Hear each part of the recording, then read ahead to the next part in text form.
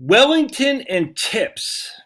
When I was taking for the dogs for a walk, I said, ooh, that might be an interesting portfolio to examine. Vanguard Tips Fund only goes back to 2001, so we don't have a huge track record, but we got the whole decade of the aughts, which is enough for me because the aughts are really what doomed us because we had two significant bear markets. The worst bear markets, other than the Great Depression, worse than 73, 74. So you factor in inflation, they're about the same. But anyway, two of the four worst bear markets we've ever had happened in the odds. And so if we can survive that, we're in a good place, in my opinion.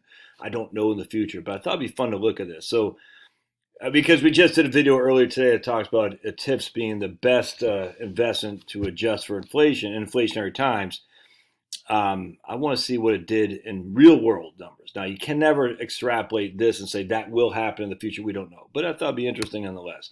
All right, so what we're going to do is I did 70 into Wellington and 30 into tips. That's probably a little bit too bond heavy. Let's see here. Portfolio exposures here. I don't want to have too much in bonds.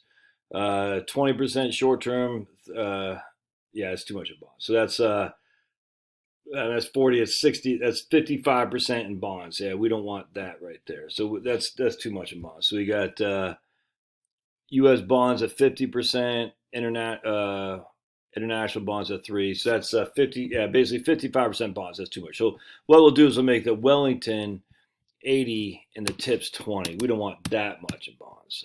We'd still like to be for 20-year time frame. We still like a little bit more in stocks. There we go. So let's take a look here. All right, now we should be about 55-45. I'm going to think here. Exposures. Yep, good. 55-45. Roughly 46, 51. All right, that's pretty good. All right, so I like that. All right, so now let's look at a summary. Remember, so we got large cap value, large cap growth is interesting how they say large cap growth is a half of the Wellington stock positions. I don't know that to be true, but whatever, we'll go with it. Corporate bonds, short-term treasuries, intermediate-term treasuries, and corporate bonds. All right. And the bond rating should all be AAA for the most part. Yeah, we don't have any junk bonds. Yeah, AAA. All right, so we're not making a ton of money on the bonds. The bonds are going to do anything. They're going to give us a cushion when times get real tight. In that case. All right, what am I doing here? All right, and large cap stocks. All right, so let's go see what the returns are right there. All right, so returns. All right, so we started with 10,000 smackers and we ended at 44,000 smackers. All right, good. So the compounded annual 7.2. Perfect. So we double our money every 10 years, which is spot on. Look at that, 10,000 to 44,000. 7.2 is compounded annual growth rate. That's exactly what we should get. Max drawdown is 26%. So we did get smoked in 2008, but it wasn't nearly as bad as the S&P 500. In fact, this is even worse, less bad than the Wellington alone. Wellington alone was down 22%, and we were down 18%. So, I mean, still pretty significant, but not nearly to the extent as other things were. All right. What else do we want to look in here? 7.26. All right, there we go, man. All right, sweet. So now what we're going to do is I want to look at, it seems like I want to look at something. Let's just look at inflation adjusted. And if we look at inflation, right here. So net of inflation, well, we still more than doubled 2.5 times our money. I mean, look, man, I'll take it. And this is at the end of 2022. Yeah, 2022. Sweet. You can see the little fall off right there. So we went from 30 to 27,000. We lost 10% in the beginning of 2022. All right. So now that looks good. We're rebalancing. What if we don't rebalance? I'm just curious to see. And again, this is all elementary for the time being because we're going to start pulling money out here in just a second. If we don't rebalance, we got 47% or hardly any difference at all in the compounded annual growth rate, just a little bit. Did I not rebalance? Yeah, no rebalancing. And so we ended, we're 80-20. Is it telling what the ending was? Initial balance? I mean, I would think Wellington would be well above.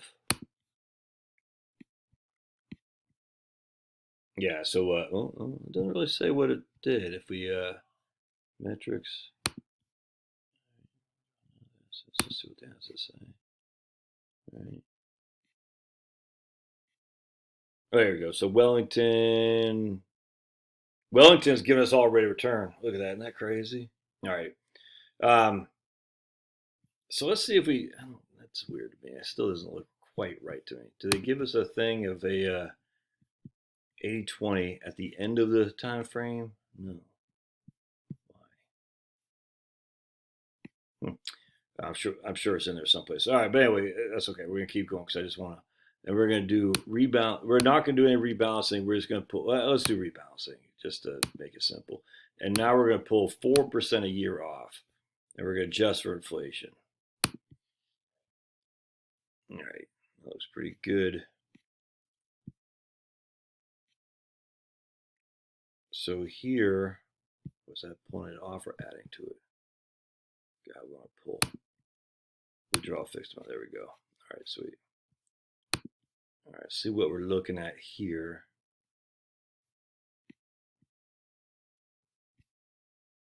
All right, so we start with $10,000 in 2001, and we ended with $21,000 in 2022. That's not bad, man. And we were able to keep 4% adjusted for inflation. If we show our income, does it show income? How much if we inflate that? It's gonna be about $14,000 or so. Yeah, about 12,013. So even adjusted for inflation, we're 30% above where we were, even taking distributions. I'll take that 100%, man. That's interesting to me. Max drawdown 26%. Worse here, we already talked about that. Compounded annual growth rate because we're pulling money out 3.52, but we still got 7.2% rate of return. That's gross of inflation. Oh yeah, does it allow me to display income? Hold on just a second. Yeah, right there. Let's display income. Come down here, hit analyze. Man, I'm addicted to iced decaf now. I love it. So here's our income. This is what we're receiving. That's not what we're taking off, but we're receiving $700, and remember we're taking 4% a year adjusted for inflation. And here, look at that, just a growing income stream. I just cannot stress. Zoops. Look, went zoops, zoops, zoops, zoops. Look at that. But still, you see the trajectory is going like this. That's good stuff, man. All right, so let's, instead of taking 4% a year off, let's just live off our income. And we're going to reinvest income. No, we're just going to take the income stream off, and let's see what's how much is back then. All right, so now we take the income stream off. We're still at $15,000, man. That's not too shabby. And we got 687, 337. So we got a 50% decline in income. Then we had basically a 100% increase in income. And then we went all the way from 840 down to 306, almost a 65% decline in income. Then we went from 306 to 706, a 150% increase. But you can see, other than these right there, and then we're right back up to 113.39. So if you just take the income off, we got $13.39, and we still have in this portfolio $15,000, and we haven't reinvested anything. So and then if we adjust for inflation, we're at $9,000 on a $10,000 investment, but we haven't reinvested anything. That's 20 years since, during the worst markets we had. I'm just curious. I just got to change over that to Ginnie Mae here real quick. I just want to see Ginnie Mae.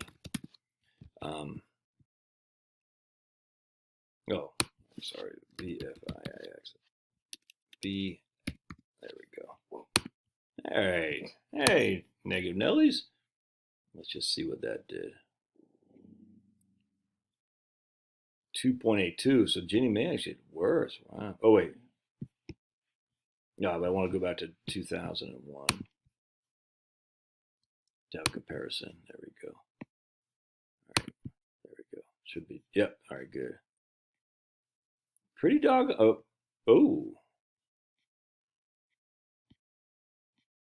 Let's do inflation adjustment. That's pretty close to the same. Hold on just a second. We want to display income. Yep. We're not reinvesting dividends. So the income from here, we got 977. Same, basically pretty doggone close to the same. Isn't that interesting? Huh. So let's do this now. Let's just compare. Well, I just want to compare two things. We're going to do Ginnie Mae to VIPSX. Is that what it is? Yeah. We're going to do 0 there. We're going to do.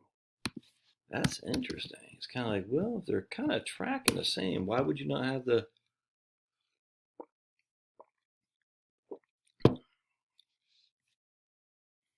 So over the course of the 22 years, the inflation protected gave us 1.25, where Ginnie Mae gives negative for the compounded annual growth rate. Is that taking money out? No, we're not reinvesting the dividends. Okay. Okay, so we're not reinvesting the interest here.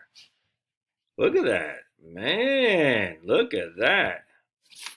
So inflation protected went to 10,000 to 13,000 without taking any income, and Ginnie Mae went from 10 to 9. Isn't that interesting? A little bit more aggressive on the downside for the inflation protected. Ooh. Now that, my friends, is interesting. Let's do adjusted for inflation. Ooh. Ginnie Mae's worth half what it was.